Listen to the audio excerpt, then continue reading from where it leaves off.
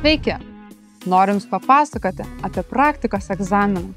Tai jau paskutinis etapas regitroje, kurį įveikus, Jums beliks užsisakyti vairuotojo pažymėjimą ir galėsite leistis į kelią, kad egzamino metu jaustumėtės užtikrintai. Pirmiausia, svarbu žinoti praktikos egzamino eigą. Žinoma, kaip ir į teorijos egzaminą, pirmiausia, būtina registracija. Naršyklėje įveskite regitra.lt. Puslapyje rasite skiltį paslaugos, tuomet matysite egzaminai ir spauskite praktikos egzaminas. Pamatysite registravimos ir atšaukimo tvarką. Spauskite registruotis. Prisijungkite per elektroninius valdžios vartus ir dar kartą patvirtinkite, kad norite laikyti praktikos egzaminą. Tuomet beliks pasirinkti norimą kategoriją, padalinį, kur laikysite egzaminą, bei Jums tinkamą datą ir laiką. Spauskite registruotis. Registracija sėkminga. Netrukus Jums atsiųsime pranešimą apie egzamino patvirtinimą bei nuorodą į patarimų skiltį. Prisijungę regitra.lt patarimų skiltyje rasite visą svarbiausią informaciją. Galėsite virtualiai pasižvalgyti po egzaminų automobilį, peržiūrėti vairavimo pamokas bei daug kitų naudingų patarimų. Belieka tik praktikuotis ir laukti savo egzamino datos.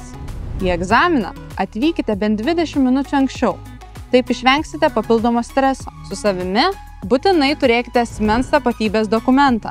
Atvykę į klientų aptarnavimo salę, eilių valdymo terminale pasirinkite paslaugą praktikos egzaminas ir pasiimkite eilės numerį. Palaukite, kol Jūsų numeris pasirodys švieslentėje ir galėsite prieiti prie Jums priskirto langelio.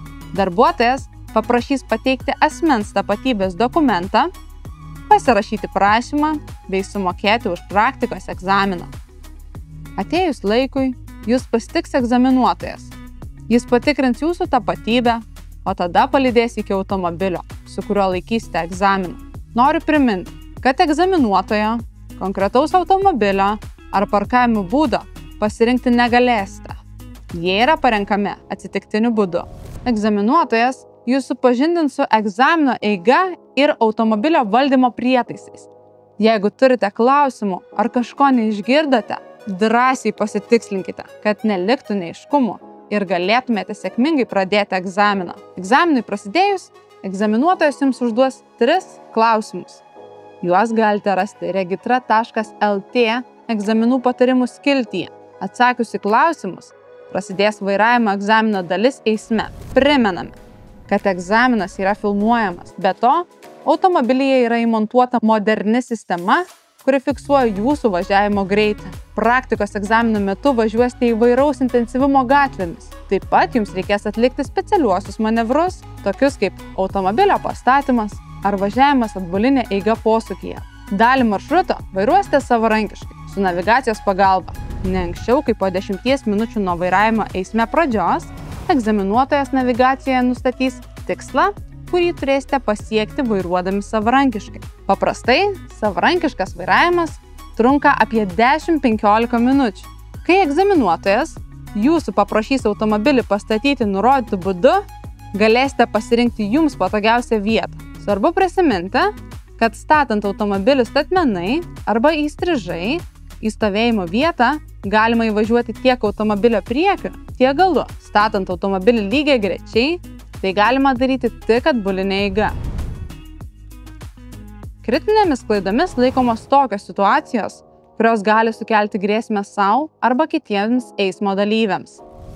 Nekritinės klaidos, kai Jūsų vairavimas nekelia grėsmės kitiems, tačiau Jūsų vairavimo įgūdžius dar reikėtų tobulinti. Pasikartojančios, tai 6 nekritinės klaidos, kuomet tą patį veiksmą pakartojate kelis kartus, bet nesukeliate pavojus kitiems eismo dalyviams. Kad išlaikytumėte egzaminą, turite nepadaryti nei vienos kritinės klaidos ir nesurinkti daugiau nei 8 nekritinių klaidų.